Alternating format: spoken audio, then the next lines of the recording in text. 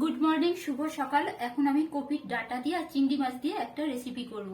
তো আপনারা দেখতে থাকুন। প্রথমে আমি তেলটাকে সর্ষের তেল দিয়ে দিয়েছি কড়াইয়ের মধ্যে, এটা গরম হয়ে যাক।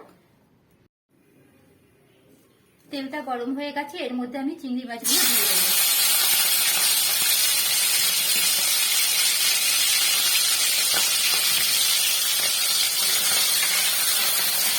চিংড়ি মাছগুলো একটু ভালো করে ভেজে নেব।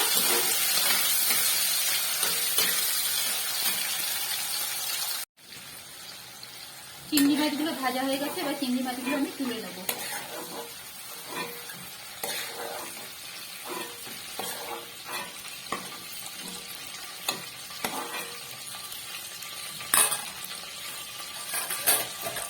এই তেলের মধ্যে আমি দিয়ে দিলাম শুকনো লঙ্কা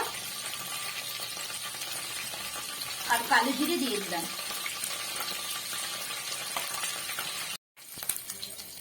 এবার তেলের মধ্যে আমি দিয়ে দেবো আলু আর পেঁয়াজ কলি, আর তার সাথে অল্প একটু পেঁয়াজ, লম্বা লম্বা করে কেটে রাখা আলু, পেঁয়াজ কলি আর পেঁয়াজ, এটাকে আমি একটু ভালো করে ভেজে নেব।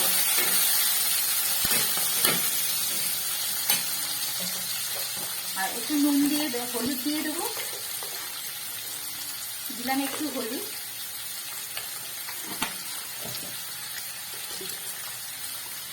আর দেবো একটু নুন।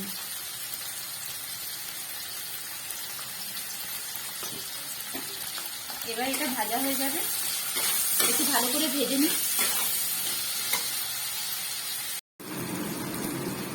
আলু পেঁয়াজটা ভাজা হয়ে গেছে, আমি এর মধ্যে দিয়ে দেবো এবার কেটে রাখা ছোটো ছোটো বেগুন, শিম, দিয়ে একটু নাড়াচাড়া করে নেব।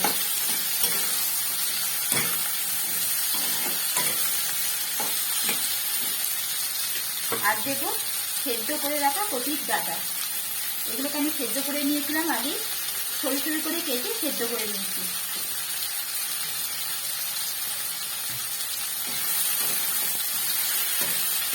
এবার ভালো করে এটাকে ভেজে নেব। এর মধ্যে দেবো টমেটো, সমস্ত সবজিগুলোকে এবার আমি ভালো করে ভেজে নেব। এগুলো অনেকটাই ভাজা ভাজা হয়ে গেছে, আমি আর একটু নাড়াচাড়া করে দিলাম। আর এখন আমি একটু চাপা দিয়ে দেবো সবজিগুলো, তাহলে একটু নরমও হয়ে যাবে।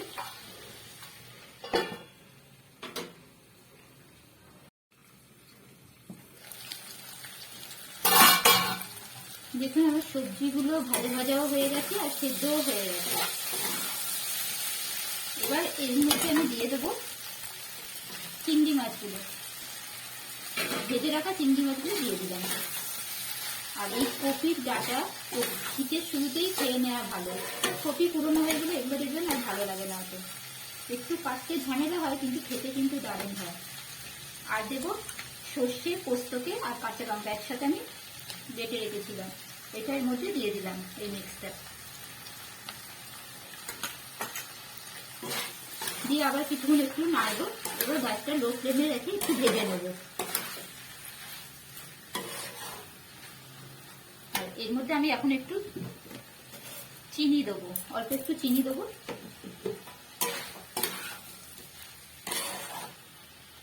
এবার এটাকে আর কিছুক্ষণ ভেজে নেব।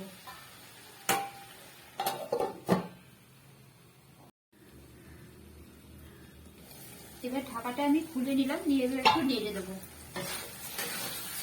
দেখুন আমার একদম রেডি হয়ে গেছে। এর মধ্যে আমি দিয়ে দিলাম কটা কাঁচা লঙ্কা,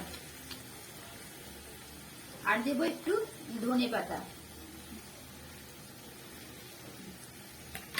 দিয়ে আবার একটু ভালো করে নাড়াচাড়া করে নেব।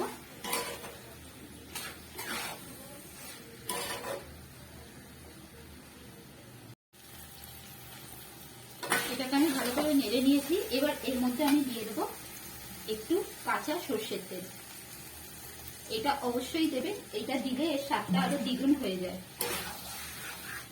এখন এটাকে আমি চাপা দিয়ে দেবো।